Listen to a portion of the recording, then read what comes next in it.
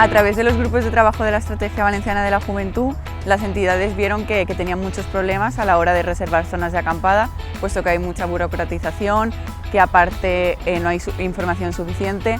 Por lo tanto, vimos que era necesario incidir y hacer algo que resolviera estos problemas, porque creemos que las zonas de acampada se deben de potenciar. Nos reunimos con la Consellería de Medio Ambiente y vimos la idea de crear una página web donde todas las zonas estuvieran recogidas y el proceso de reserva fuera mucho más fácil.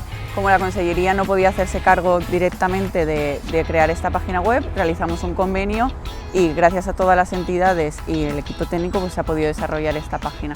Més que acampar, no és solament una plataforma on estan els llocs d'acampar, sinó que també té una intranet, un espai on la gent es pot registrar i pot fer comentaris de com són els diferents albergs i zones d'acampada, i també això serveix per a que nosaltres, amb tota aquesta informació i la que nosaltres busquem, posem una sèrie de setgells de qualitat que són com sostenibilitat, alimentació, accessibilitat o oci educatiu. El papel de las entidades en esta web es precisamente dotarla de contenido real, porque es a través de sus comentarios, a partir de su interacción, desde donde el resto de entidades van a poder ver la utilidad real y poder elegir cuáles son los mejores sitios a los que ir y en los que participar.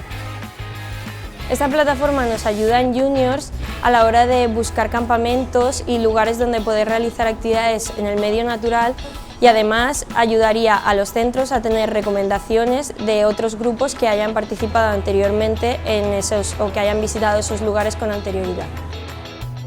Actualment estan recollides la major part de les zones públiques, però com que el registre és prou gran, encara queden per afegir alguna zona municipal. Ara el més important seria firmar convenis amb les zones d'acampada privades per a que el cercador siga realment útil. Actualment, l'educació ambiental és un dels pilars fonamentals de l'educació en valors. Per tant, la web va incloure un apartat d'educació ambiental en el qual estaran les informacions sobre seguretat en la muntanya i, a més, un apartat sobre educació ambiental.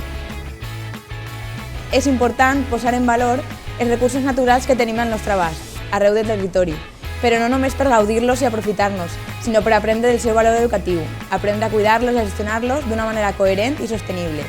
La nostra tasca és estimar la natura i ensenyar a estimar-la. És més que acampar.